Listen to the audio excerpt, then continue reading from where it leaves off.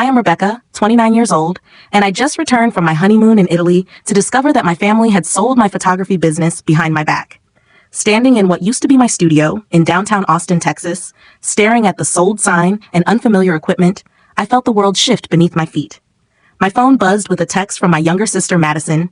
"Thanks for funding my new influencer career."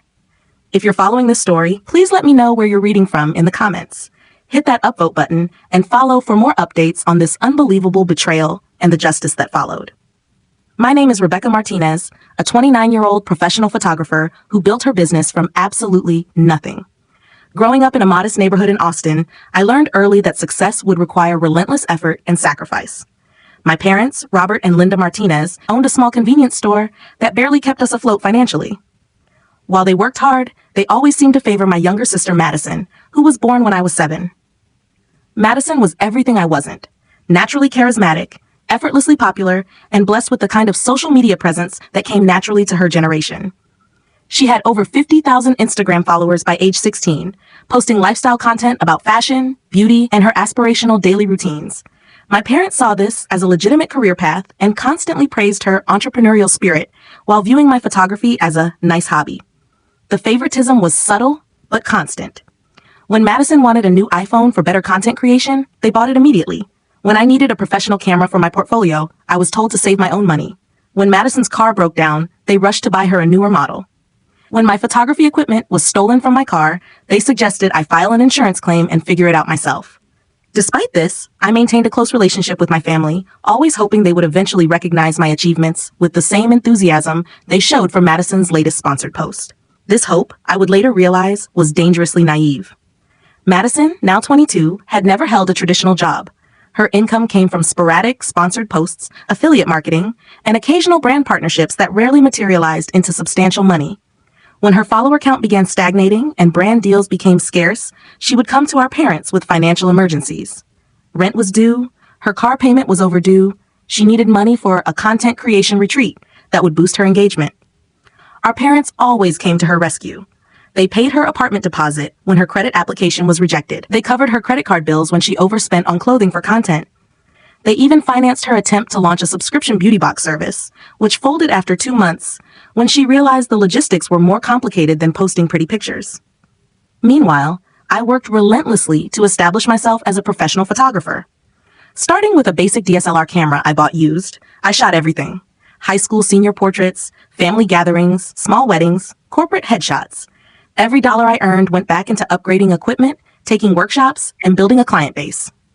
After graduating from the University of Texas with a degree in visual communications, I rented a small studio space in East Austin.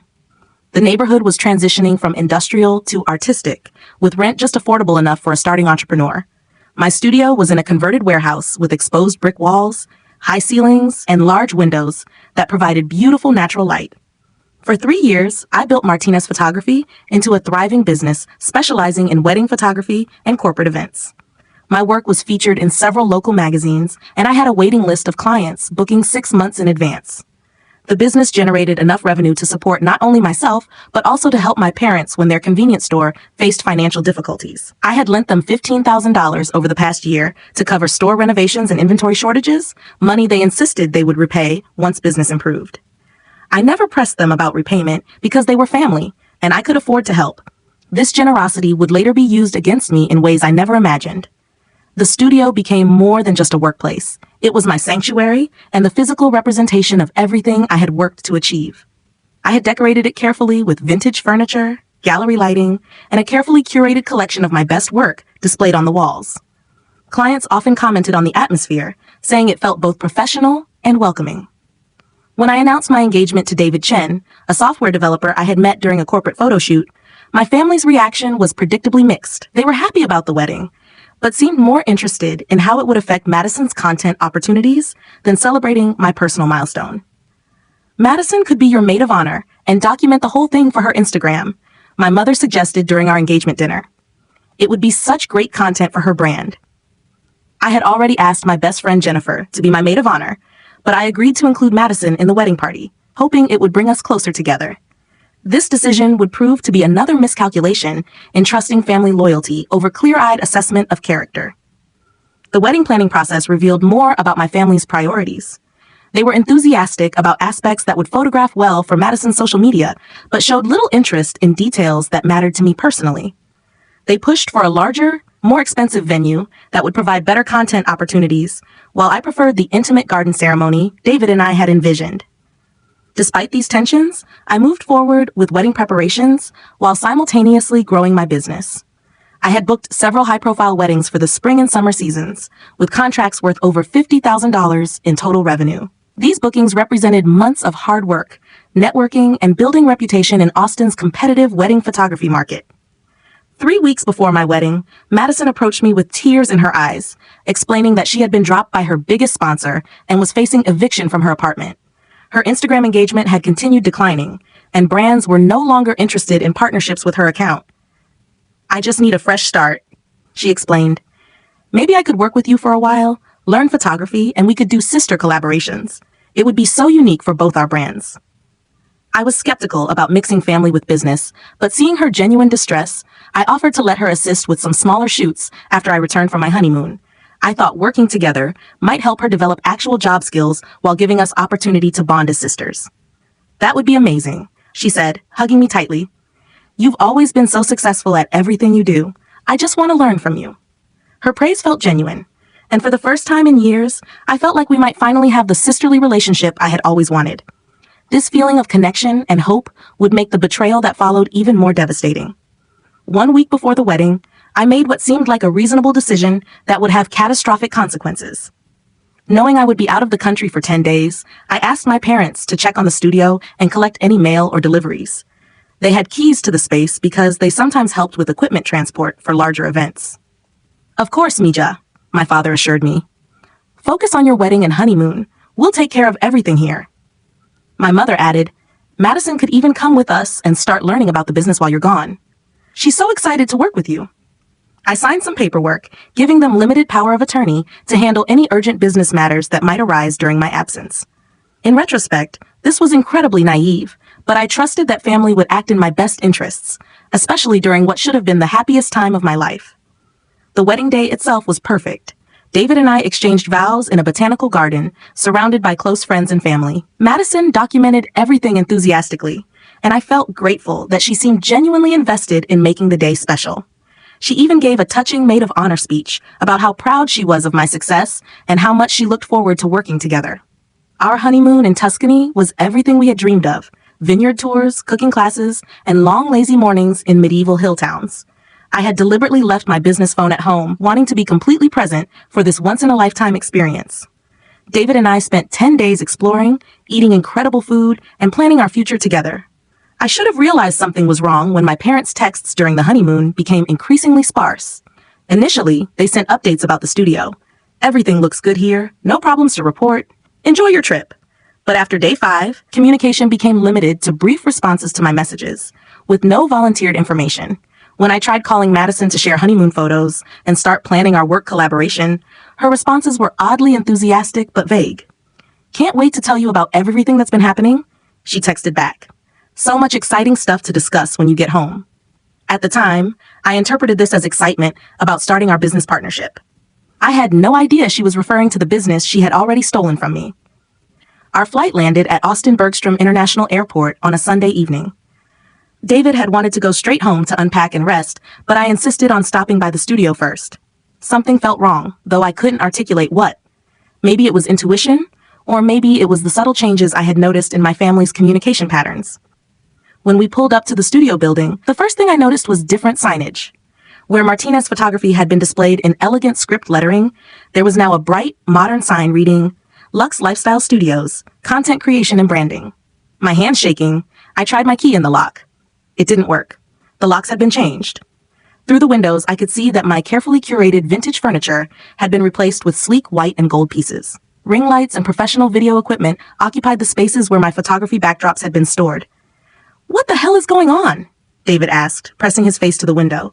I called my father immediately, my heart pounding as the phone rang. He answered on the 4th ring, his voice carrying an odd mixture of defensiveness and false cheerfulness. "Rebecca, you're back. How was Italy?" "Dad, what happened to my studio? The locks are changed, and there's different equipment inside." A pause that lasted too long. "We need to talk. Come over to the house." "What do you mean we need to talk? What happened to my business? Just come over. Madison will explain everything. The drive to my parents' house felt surreal. David gripped my hand as I alternated between rage and disbelief. How could they have changed my studio without permission? What did Madison have to explain? When we arrived, I found Madison in the living room surrounded by new camera equipment, editing software, and stacks of brand partnership contracts. She looked up with a bright smile that didn't reach her eyes. Rebecca, how was the honeymoon? I have so much to tell you about the amazing opportunities I've created for us. Madison, what did you do to my studio? My parents entered the room, both looking uncomfortable but determined. My father cleared his throat and launched into what was clearly a prepared speech. We made a business decision while you were gone. Madison presented a compelling case for modernizing and expanding your operation. She secured some significant partnerships that required immediate action. What kind of partnerships? I asked, though I was beginning to understand the scope of the betrayal. Madison stood up, suddenly animated with excitement. I've got deals with 3 major beauty brands, 2 fashion companies, and a lifestyle app that wants to feature our content exclusively. The revenue potential is incredible, way more than wedding photography could ever generate. Our content? Madison, it's my business. You don't have any legal claim to Martinez Photography. My mother interjected. Actually, Misha, that's not entirely accurate. While you were gone, we helped Madison file some paperwork to restructure the business as a partnership, since we had power of attorney and Martinez Photography was never formally incorporated. The room began to spin. You did what? My father continued. The legal structure was problematic anyway. Operating as a sole proprietorship left you vulnerable to liability issues. We helped create a proper business entity with Madison as co-owner. It protects everyone's interests. My interests? You sold my business without my knowledge or consent. Madison's expression shifted from excited to defensive. I didn't sell anything. I improved it. Look at these contracts. We're going to make triple what you were earning with boring wedding photography. This is the future of visual content creation. I examined the documents spread across the coffee table. Partnership agreements, equipment financing contracts, brand sponsorship deals, and most shocking of all, a lease termination notice for my original studio space. You terminated my lease? The new space is so much better, Madison explained. Better location, more modern, perfect for video content. The rent is higher, but the brand partnerships will more than cover it. Where is this new space? It's in the Domain, she said, referencing Austin's upscale shopping district. Twice the square footage, and the aesthetic is perfect for influencer content. The Domain was one of the most expensive commercial areas in Austin. I couldn't imagine how they had qualified for a lease there, let alone how they planned to afford it. How did you secure a lease in the Domain? I asked. My parents exchanged a look that made my stomach drop. We used your business credit and financial history, my father admitted, since the power of attorney allowed us to conduct business on your behalf. You signed a lease using my credit without my permission? Technically, my mother said. Madison co-signed. It's a legitimate business partnership now. The full scope of the betrayal was becoming clear. They hadn't just changed my business, they had transformed it into something completely different while making me financially responsible for Madison's influencer ambitions. Where is my photography equipment? I asked, dreading the answer. We sold most of it, Madison said casually. The old stuff wouldn't work for the new brand anyway. But don't worry, we used the money to buy better equipment for content creation. Check out this new camera setup. She gestured toward an expensive-looking camera system clearly designed for video production rather than still photography. You sold my equipment? My cameras? My lenses? My lighting setup? The gear you had was outdated for what we're doing now. This new stuff is way better for creating the kind of content brands want. I felt David's hand on my back as I struggled to maintain composure. Everything I had worked for, everything I had built, had been dismantled and repurposed for Madison's social media career. What about my existing clients? I have weddings booked through the end of the year. Another uncomfortable pause from my parents. We contacted your clients and explained that Martinez Photography was restructuring, my father said. Most of them understood and were willing to work with the new business model. What new business model? Madison doesn't know how to shoot weddings. That's the beauty of it, Madison interjected. Instead of traditional wedding photography, we're offering lifestyle documentation experiences. More candid, more social media friendly, more authentic. I stared at my sister, wondering if she had any comprehension of what she had done. Madison, wedding photography requires years of technical training, understanding of lighting, composition, client management. You can't just point a camera at a wedding and create professional results. Becca, you're being so negative. Photography isn't that hard, especially with all the automatic settings on modern cameras. Plus, the authentic, less polished look is totally trending right now. The casual dismissal of my professional expertise was the final straw. I stood up, my voice shaking with rage. Get out of my business. Remove your name from all contracts and agreements. Return my clients to their original photography packages. This ends now. My parents looked stricken, but Madison remained defiant. I can't do that, she said. I've already signed contracts with brands. I have obligations now. Besides, legally, it's half my business. It was never legally half your business. You committed fraud. It wasn't fraud, my father interjected. We had legal power of attorney. Everything was done properly through legitimate business channels. I realized they had been planning this for longer than just the 10 days I was gone. The documents were too comprehensive, the new business structure too sophisticated to have been created quickly. This betrayal had been months in the making. I'm calling my lawyer, I announced. Rebecca, my mother said, her voice taking on a pleading tone. Don't make this more complicated than it needs to be. Madison has real opportunities here. This could be good for both of you. Both of us? She stole my business, sold my equipment, and signed leases in my name without permission. How is any of this good for me? David spoke up for the first time since we had arrived. Mr. and Mrs. Martinez, you've essentially stolen your daughter's livelihood and given it to your other daughter. How did you think Rebecca would react to this? My father's expression hardened. This is family business. I don't think you need to be involved in this discussion. I'm her husband, David replied firmly. What affects her affects me, and what you've done is not just morally wrong, it's criminal. Madison rolled her eyes. Everyone is being so dramatic. I'm going to make way more money than Rebecca ever did with her little photography hobby.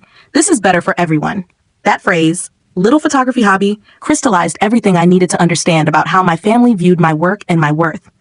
I looked around the room at these people who shared my DNA, but clearly had no respect for my achievements or autonomy. The realization was painful but clarifying. I'll be in touch through my attorney, I said, picking up my purse and heading toward the door. Rebecca, wait, my mother called. Let's discuss this reasonably. Family shouldn't involve lawyers. I turned back to face them one final time. You're right. Family shouldn't involve lawyers. Family also shouldn't steal from each other, forge documents, or destroy each other's careers. But here we are. As David and I left their house, I felt a strange mixture of devastation and relief. The devastation was obvious. My business, my equipment, my client relationships, everything I had built was gone. But the relief came from finally seeing my family clearly, without the filter of hope and obligation that had obscured their true nature for so many years. The drive home was quiet, both David and I processing what had just occurred. When we finally reached our apartment, I sat down and began making a list of everything that needed to be addressed. Lawyers, clients, insurance companies, credit monitoring services, and the complex task of untangling my identity from a business that had been stolen and transformed beyond recognition. What do you want to do first? David asked. I looked at my new husband, grateful that at least one person in my life could be trusted completely. First, I said, we're going to document everything. Then we're going to get my business back. What I didn't know at the time was that my grandmother, Elena Martinez, had left more than memories and family recipes when she passed away 3 years earlier. Hidden among her papers was a will that would change everything, and my family's greed would trigger consequences they never saw coming. The next morning, I began the overwhelming task of assessing the damage. My first call was to my business attorney, Jonathan Rodriguez, who had helped me with contracts and liability issues in the past. His reaction to my story was immediate and sharp. Rebecca, what your family did constitutes several serious crimes. Identity theft, forgery, business fraud, and potentially embezzlement. The power of attorney they claim authorized this doesn't extend to making fundamental changes to business ownership. Can we get my business back? We can and we will. But it's going to take time, and the damage they've already done will be expensive to undo. Do you have documentation of your business assets before you left for your honeymoon? Fortunately, I was meticulous about record keeping. I had detailed inventories of all my equipment, client contracts, financial statements, and business registration documents. What I didn't anticipate was how thoroughly Madison had dismantled everything in just 10 days. My second call was to my largest client, Catherine Williams, whose daughter's wedding I was scheduled to photograph in 3 weeks. The conversation was as awkward and infuriating as I had expected. Rebecca, I'm so confused, Catherine said. Your sister called and said you were changing your business model and that she would be handling our photography. She seemed very confident, but honestly, her portfolio looks completely different from your work.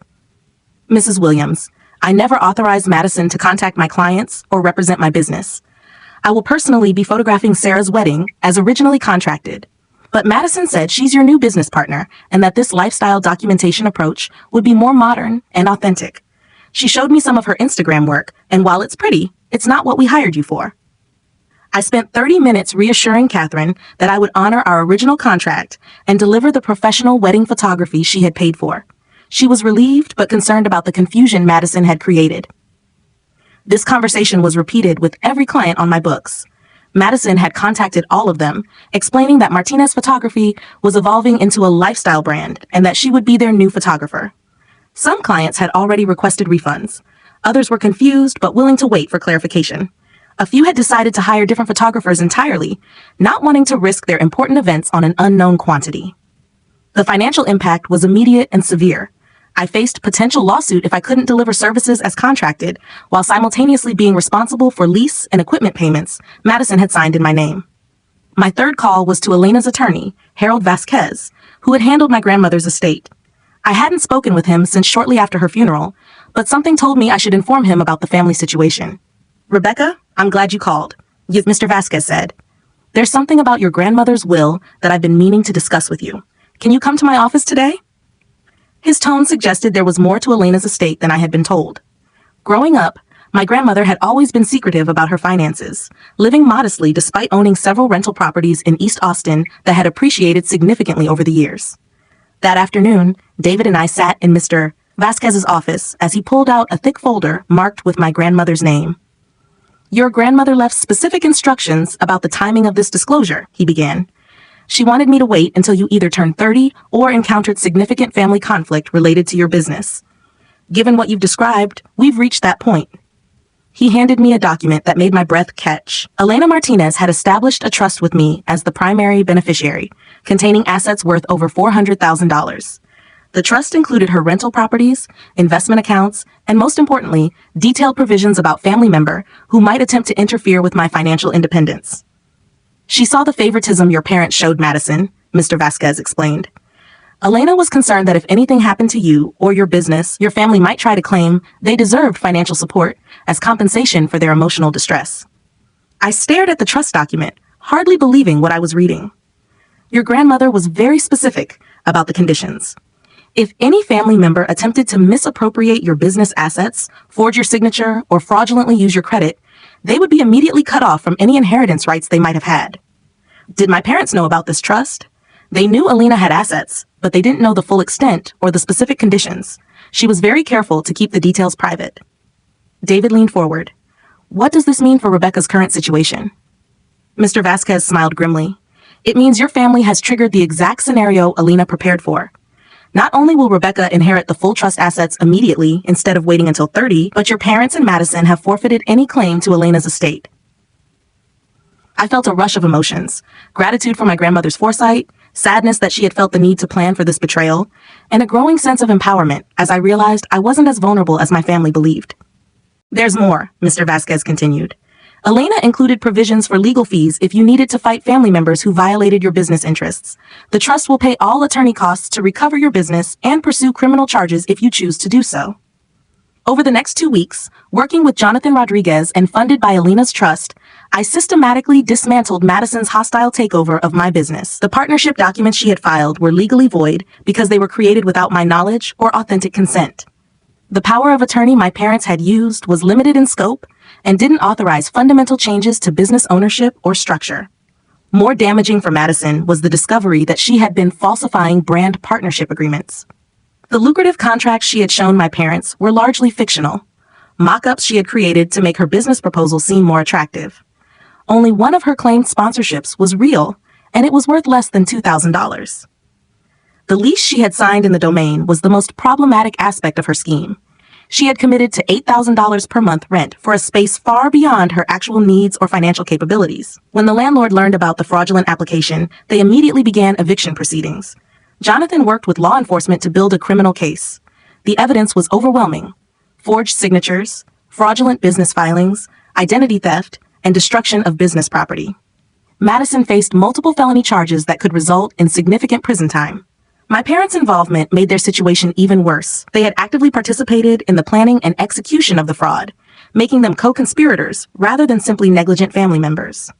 3 weeks after returning from my honeymoon, I was back in my original studio space with new locks, recovered equipment, and a restored sense of ownership. The landlord, horrified to learn what had happened, had never actually processed the lease termination paperwork, making it easier to maintain continuity. Most of my clients were relieved to have their original photographer back. Catherine Williams' daughter's wedding went perfectly, and word spread through Austin's wedding industry about my family's attempted theft and my successful recovery of the business.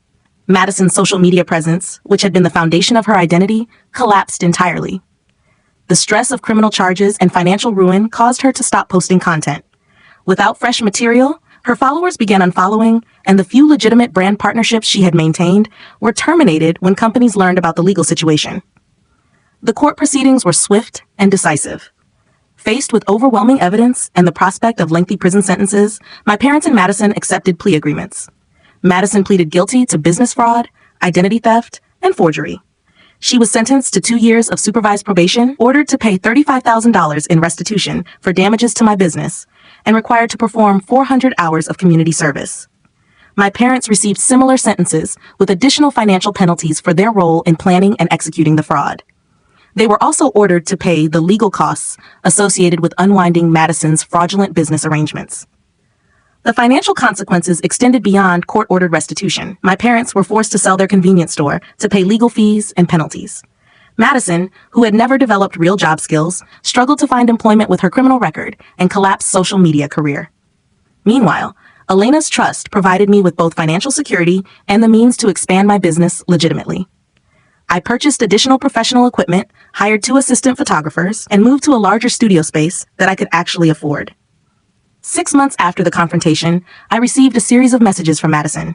She began with apologies, explaining how desperate she had been and how she had convinced herself that combining our efforts would benefit both of us. "I never meant to hurt you," she wrote. "I thought I was helping us both succeed." When I didn't respond, the messages became more manipulative, focusing on family loyalty and shared history. "We're sisters, Becca. Family should forgive each other. I've learned my lesson." I discussed these messages with Dr. Patricia Sanchez, a therapist who specialized in family trauma and betrayal. She helped me understand that responding to manipulative communication often encouraged more of the same behavior. "Your sister is testing whether her old tactics still work," Dr. Sanchez explained. "She's not apologizing because she understands the harm she caused. She's apologizing because she wants you to rescue her from the consequences of her actions." I forwarded the messages to my attorney and maintained no contact with any family members. My parents made their own attempts at reconciliation, using mutual relatives and family friends as intermediaries. The message was always similar. They had made mistakes, but family should forgive and move forward together. My Aunt Rosa, Elena's daughter, and my favorite relative approached me at a family funeral 6 months after the court proceedings concluded. "Your grandmother would want you to forgive them," she said gently. "Family is family, Rebecca." "Elena specifically prepared for this situation," I replied. "She set up legal protections because she knew this might happen. I think she would want me to maintain the boundaries she helped me create." Rosa looked surprised. "What do you mean she prepared for this?" I explained about the trust and its specific provisions regarding family members who might try to exploit my financial independence. Rosa's expression shifted from concern to understanding. "Elena never told us about that," she admitted, "but it makes sense. She was always worried about how your parents favored Madison and took your achievements for granted." As I had processed the betrayal and recovery over the months that followed, I began to understand that Elena had given me more than financial protection. She had provided validation that my perceptions about family dynamics were accurate and that protecting myself from exploitation wasn't selfish or disloyal. My business thrived in ways I hadn't anticipated. The story of my family's betrayal and my successful recovery spread through Austin's creative community, bringing clients who specifically wanted to work with someone who had demonstrated resilience and professional integrity.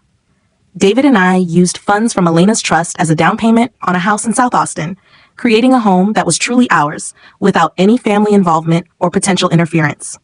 The house had a converted garage that I transformed into a private studio for smaller shoots and equipment storage. 1 year after returning from my honeymoon to discover my stolen business, I received a final contact attempt from Madison. This time, instead of apologies or manipulation, she took a different approach. "I know you hate me," she wrote, "but I want you to know that I understand what I did was wrong. I'm working at a restaurant now and trying to pay back the restitution. I don't expect forgiveness, but I wanted you to know I'm trying to be better." For the first time, her words seemed genuine rather than calculated. I discussed this message with Dr. Sanchez, who noted that taking responsibility without asking for anything in return was a more mature response than Madison had previously shown. "The question," Dr. Sanchez said, "is whether you want any form of relationship with your sister, and if so, what that would look like." After careful consideration, I decided to respond with a brief message acknowledging her growth but maintaining clear boundaries. "I'm glad you're taking responsibility and working to make amends. Personal growth is important, and I hope you continue developing independence and integrity. However, I'm not ready for any form of ongoing relationship. If that changes in the future, I'll let you know." Madison didn't respond, which felt like the healthiest outcome for both of us. 2 years after the betrayal, my life had transformed in ways I could never have anticipated. Martinez Photography had expanded to include 3 assistant photographers and regular bookings throughout Texas and neighboring states. The business Alina had protected had grown beyond what I had originally imagined possible. My marriage with David had deepened through navigating the crisis together. He had seen me at my most vulnerable and stood beside me without wavering. Trust, I learned, was demonstrated through actions during difficult times, not just words during easy ones. The relationships I had built with clients, fellow photographers, and other creative professionals in Austin proved more reliable and supportive than my biological family had ever been. These chosen family members celebrated my successes genuinely and offered help during challenges without expecting anything in return. Most importantly, I had learned to trust my own perceptions and value my own achievements, independent of family validation. Elena's trust had provided more than financial security. It had offered proof that my worth was recognized and valued by someone who knew me well. Sometimes I wondered what might have happened if Madison had approached me honestly about wanting to work together, or if my parents had respected my business enough to discuss major changes before implementing them. But these hypothetical scenarios assumed a level of respect and consideration that had never existed in our family dynamic. The painful truth was that my family had always seen my success as something they were entitled to share or appropriate, rather than something I had earned independently. Alina had recognized this pattern and created safeguards accordingly. On the 2nd anniversary of my honeymoon return, I hosted a celebration at my expanded studio. David, my assistant photographers, regular clients, and creative community friends gathered to mark not just the business milestone, but the personal journey of establishing authentic relationships and healthy boundaries. As I looked around the room at people who truly supported and respected me, I felt Alina's presence strongly. She had prepared me for this moment in ways I was only now fully understanding. Her legacy was not just financial support, but the wisdom to recognize genuine love and the courage to protect myself from those who would exploit it. "To Elena," I said, raising a glass of champagne, "for seeing what was coming and making sure I was ready for it." The gathered friends and colleagues raised their glasses, most not knowing the full story, but understanding that this moment represented triumph over significant adversity. Later that evening, as David and I cleaned up after the party, I found myself thinking about Madison working at a restaurant, trying to pay restitution and build genuine skills for the first time in her life. Part of me hoped she would succeed in creating authentic independence, while another part remained alert to the possibility that this apparent growth was another manipulation. "Do you think she's really changed?" David asked, as if reading my thoughts. "I hope so," I replied honestly.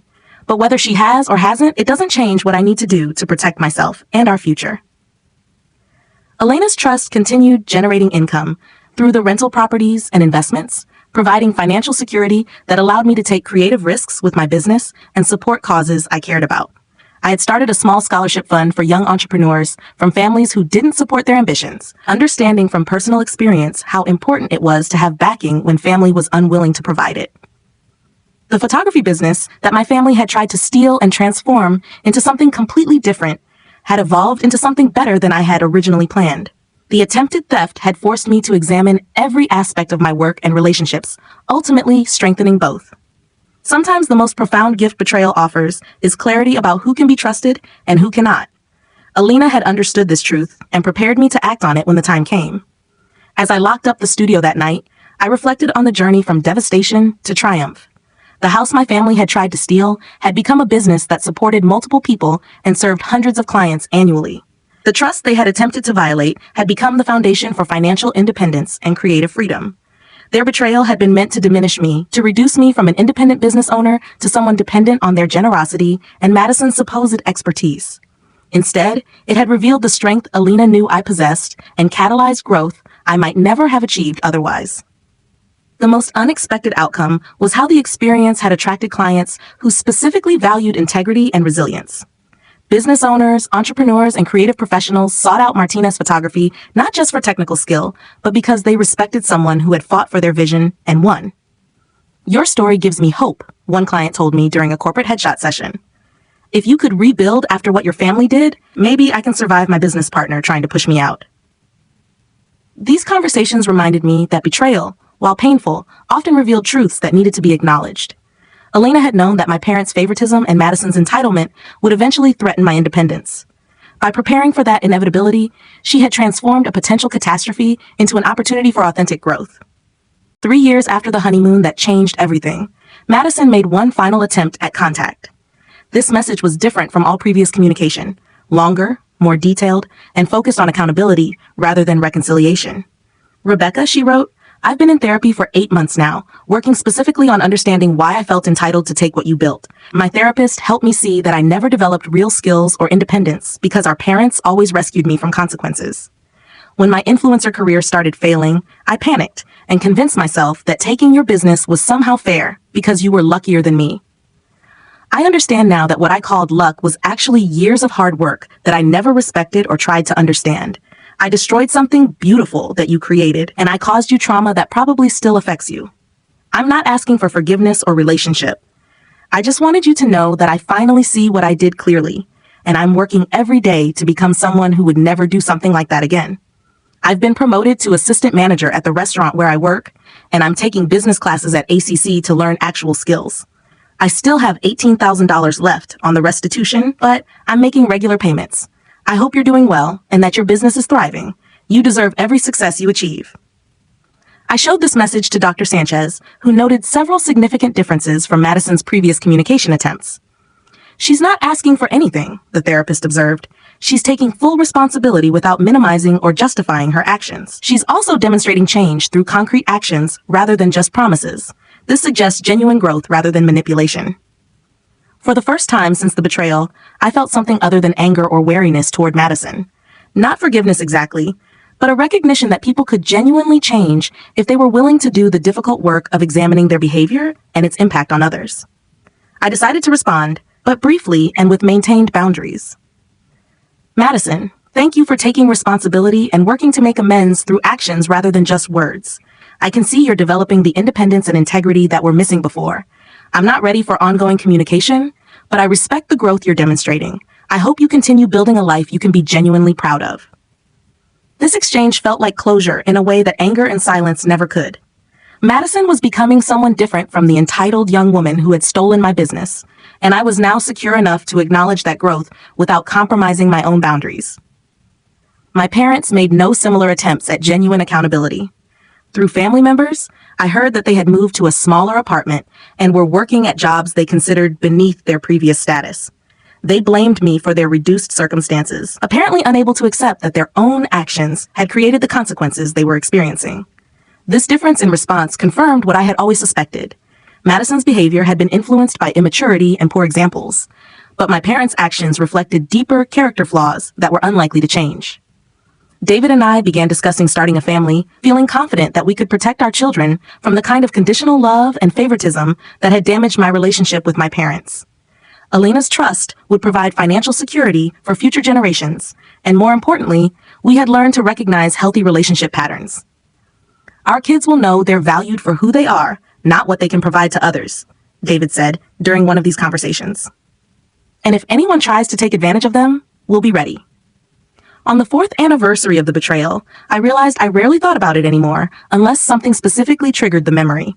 The pain had transformed into wisdom, the anger into protective awareness. The experience had become part of my story without defining my identity. Martinez Photography had evolved into a multifaceted creative business. In addition to wedding and corporate photography, we offered workshops for emerging photographers, equipment rental services, and consulting for other creative entrepreneurs. The studio Elena's trust had protected had become a hub for Austin's photography community. The scholarship fund I had established had grown to support 12 students annually, providing not just financial assistance, but mentorship for young people whose families didn't understand or support their creative ambitions. These students reminded me of myself at their age, talented, determined, but lacking the family backing that makes entrepreneurship less risky. "You gave me permission to chase my dreams, even when my parents said art wasn't a real career," one scholarship recipient told me at her first gallery opening. "Knowing you succeeded after what happened with your family made me believe I could succeed too." These moments reminded me that Elena's protection had extended far beyond just my own recovery. By ensuring I could rebuild and thrive, she had enabled me to support others facing similar challenges. The house David and I had purchased with trust funds had become our sanctuary, filled with friends who celebrated our successes and supported us through challenges. We hosted regular gatherings for creative professionals, fostering the kind of community connections that biological family had failed to provide. During one of these dinner parties, a guest asked about my family, unaware of the history. "My grandmother was my real family," I replied without hesitation. "She's the one who saw my potential and made sure I could protect it. Everyone else here tonight is my chosen family, people who support each other by choice rather than obligation." The room filled with nods and murmurs of recognition. Most of our friends had similar stories of finding authentic community outside traditional family structures. As the evening wound down, David and I stood in our kitchen cleaning dishes and reflecting on how dramatically our lives had changed. "Do you think you would have built all this if your family hadn't stolen your business?" he asked. I considered the question carefully. Maybe not. The betrayal forced me to examine everything: my business model, my relationships, my understanding of what family really means. Elena's protection gave me the security to take bigger risks and be more generous with others. In a strange way, Madison's theft led to everything I have now. This wasn't gratitude for the betrayal itself, but recognition that traumatic events could catalyze growth if met with the right support and mindset. Elena had provided both the financial resources and the emotional validation necessary to transform crisis into opportunity. 5 years after returning from my honeymoon to find my business stolen, I received news that my father had suffered a heart attack. Through my cousin Maria, I learned he was in stable condition, but facing significant medical bills that insurance wouldn't fully cover. The old Rebecca might have felt obligated to help despite the history between us, but the woman I had become, strengthened by Elena's wisdom and my own hard-earned boundaries, felt something different: compassion without compulsion. I sent a card to the hospital expressing hope for his recovery, but didn't visit or offer financial assistance. His medical crisis, while genuinely unfortunate, didn't erase the betrayal or create new obligations for me. Maria later told me that my parents had hoped I would contribute to medical expenses, given my business success and Elena's inheritance. They seemed genuinely surprised that I maintained boundaries even during their health crisis. "They still don't understand that actions have permanent consequences," Maria observed. "They think enough time has passed that things should go back to how they were before." This conversation reinforced my decision to maintain distance. My parents' expectations suggested they had learned nothing from the experience and would likely attempt similar exploitation if given the opportunity. Madison, in contrast, sent no messages about our father's condition and made no requests for support. This restraint demonstrated the genuine growth she had claimed in her previous communication. 6 months later, I learned through Maria that Madison had completed her restitution payments 2 years ahead of schedule and had been accepted into a bachelor's degree program for business administration. She was supporting herself entirely through her restaurant job and student loans, having built the kind of genuine independence she had never possessed before. "She's become someone I actually respect," Maria told me. Quiet, hardworking, focused on her goals, nothing like the attention-seeking person she used to be. While I felt glad for Madison's transformation, it didn't change my decision to maintain distance. Too much damage had been done, and too much time had passed to rebuild a sisterly relationship. But knowing she was creating authentic success brought me a sense of peace I hadn't expected. The milestone of completing her restitution payments felt like the final chapter of the legal consequences of her actions. The personal consequences, my ongoing unwillingness to have a relationship with her, would likely be permanent, but she seemed to have accepted that reality. As Martinez Photography approached its 10th anniversary, I reflected on the journey from a stolen business to a thriving creative enterprise. The attempted theft that should have destroyed my career had instead revealed inner strength I hadn't known I possessed and attracted clients who valued integrity above convenience. Elena's trust continued generating income that provided security and enabled generosity. The scholarship fund had grown to support 30 students annually, and I had purchased a second property that served as affordable studio space for emerging photographers. The photography community I had helped foster in Austin had produced award-winning artists, successful business owners, and creative professionals who were now mentoring the next generation. What had begun as personal recovery had evolved into community building. David and I welcomed our first child, Sophia Elena Chen Martinez, named for the grandmother who protected us both through her foresight and planning. As I held my daughter, I felt Elena's presence strongly, understanding that her legacy would continue through the values we would teach and the security we could provide. "She'll never know what it feels like to have family steal from her," I whispered to Sophia during a quiet night feeding. "And she'll always know her worth isn't conditional on what she can give others." The business that Madison had tried to transform into a social media venture had become something far more meaningful: a creative enterprise that supported multiple families and contributed to Austin's artistic community. Alina's protection had enabled not just personal recovery, but communal growth. Sometimes I wondered what would have happened if I had discovered the theft immediately instead of after 10 days in Italy. Would the shock have been less devastating? Would the legal case have been stronger? But these hypothetical questions miss the deeper truth. Alina had prepared for exactly what happened, and her preparation had turned a potential catastrophe into an opportunity for unprecedented growth. The trust she had established continued generating wealth that would support future generations. The values she had modeled, hard work, integrity, and genuine love without conditions, lived on through the choices David and I made daily.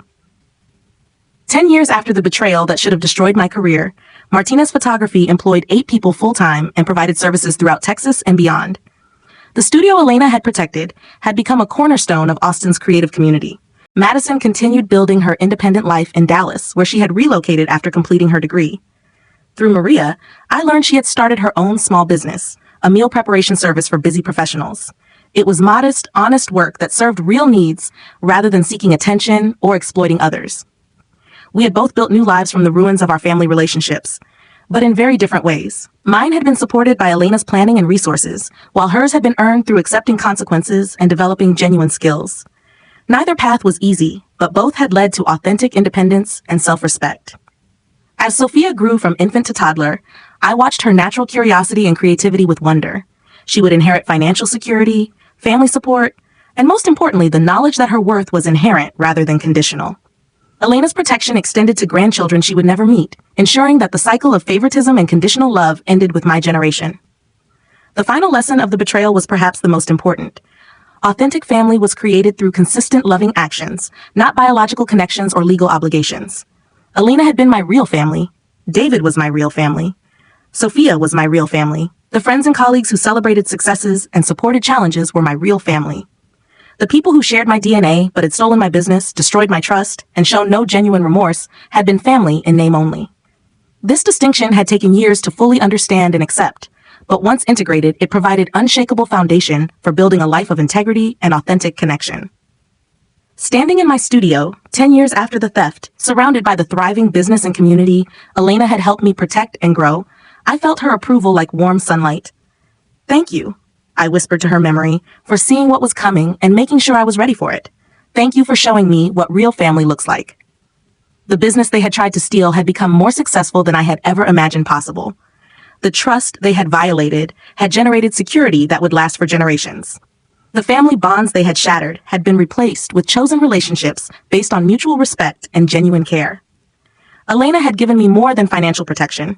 She had provided the foundation for building a life of authentic success, meaningful relationships, and unshakable self-worth. Her legacy lived on not just in the trust documents and rental properties, but in every choice I made to value integrity over convenience, authentic connection over biological obligation, and genuine love over manipulative control. The greatest revenge against those who had tried to diminish me was not causing them harm, but building something beautiful from what they had tried to destroy. Update: many of you have asked for updates on how everyone is doing now. It's been 12 years since the original incident. Madison and I have had very limited contact, just a couple of respectful messages on major life events. She's married now with a small catering business in Houston. My parents and I remain estranged by mutual choice. Martinez Photography has grown beyond what I ever imagined, and Sophia is now in kindergarten asking if she can be a photographer like Mama. Alina's trust continues, providing security and enabling generosity through scholarships and community support. The most important lesson I can share: sometimes the family we choose treats us better than the family we're given. Trust your instincts, protect your boundaries, and remember that forgiveness doesn't require restoration of relationship. Thank you for following this journey and sharing your own stories of resilience in the comments. Your support means more than you know.